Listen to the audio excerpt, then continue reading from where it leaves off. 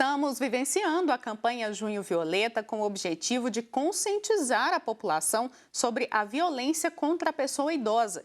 E hoje vamos destacar quais os principais direitos do idoso. Para falar sobre esse assunto, vamos conversar agora com o advogado Júlio Moraes Oliveira. Seja bem-vindo ao Horizonte Notícias, Júlio. Eu que agradeço o convite de vocês mais uma vez. Estou à disposição. Júlio, as pessoas falam muito sobre os direitos dos idosos, mas, de fato, a população está informada sobre esses direitos?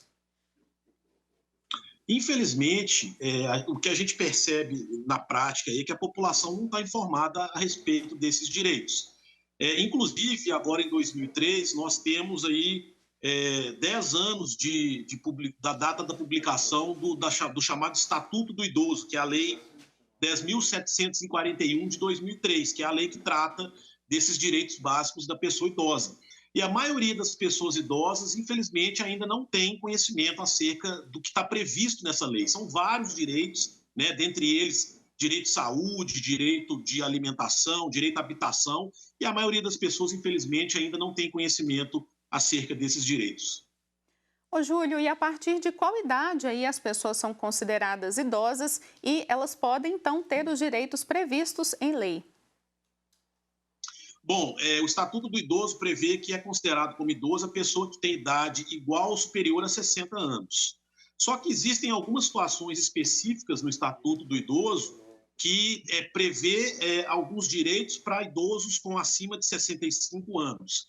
E, além disso, dentro do próprio Estatuto do Idoso, a gente tem uma preferência entre os próprios idosos que é para pessoas com idade acima de 80 anos. Então, as pessoas com idade acima de 80 anos, dentro do Estatuto do Idoso, têm preferência sobre os demais idosos. Mas é considerado como idoso a pessoa maior de 60 anos. Então, eu queria que você falasse para a gente quais são os direitos fundamentais do idoso e que toda a sociedade deve estar atenta a isso. Bom, são vários direitos previstos nessa lei chamada Estatuto do Idoso. Eu poderia apontar aqui como o direito à alimentação, o direito ao trabalho, o direito à liberdade e à dignidade.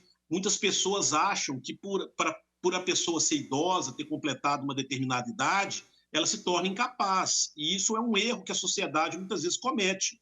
Existem várias pessoas, né, com 70 anos, com 75 anos, que estão em plena atividade laboral, né, com capacidade de trabalhar, de fazer suas coisas com autonomia.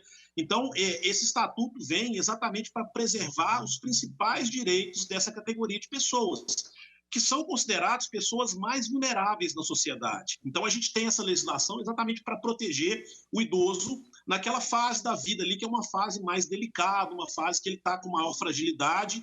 Então, essa lei vem exatamente para proteger todos os direitos dessas pessoas que estão nessa faixa etária.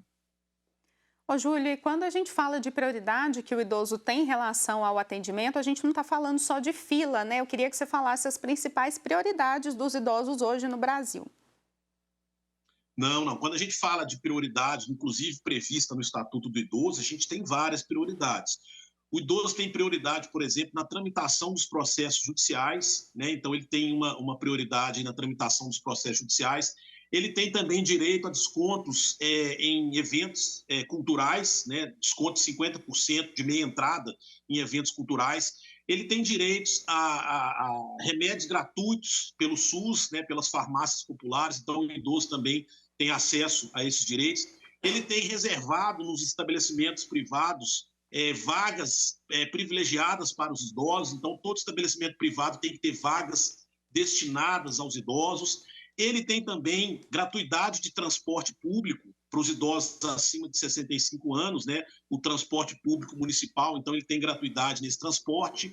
No transporte público interestadual, ele tem direito a 2 vagas por cada veículo, né? Para poder também ter esse transporte de forma gratuita. Então, assim, são vários direitos que estão previstos nessa lei chamada Estatuto do Idoso, e eles abrangem, de certo modo, praticamente a vida toda de um idoso, né? Todos os aspectos importantes da vida dele. Além disso, o governo também tem que priorizar a questão de verbas e projetos sociais que também privilegiem essa camada da população, que são os idosos. Muito bem, Júlio, eu queria que você falasse também o que acarreta o descumprimento dessas prioridades.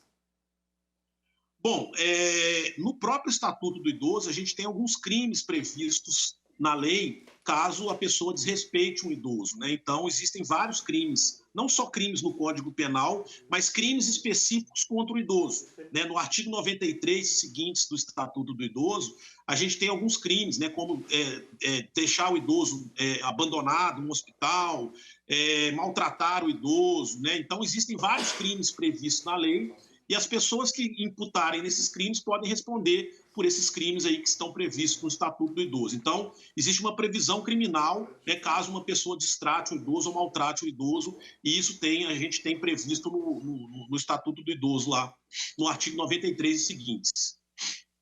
E, Júlio, para encerrar, a gente está vivenciando aí a campanha Junho Violeta, que alerta sobre a violência contra o idoso. Queria que você falasse a responsabilidade do Estado em relação aos cuidados da segurança da pessoa idosa. Bom, isso é uma coisa importante, né? O próprio Estatuto do Idoso e a Constituição prevê que é um dever não só da sociedade, da família e do próprio Estado a proteção do idoso. Então, todos nós que vivemos em sociedade devemos proteger o idoso. Todos nós um dia vamos nos tornar idosos e essa proteção é muito importante para a sociedade, porque o idoso representa a nossa história, representa a nossa cultura.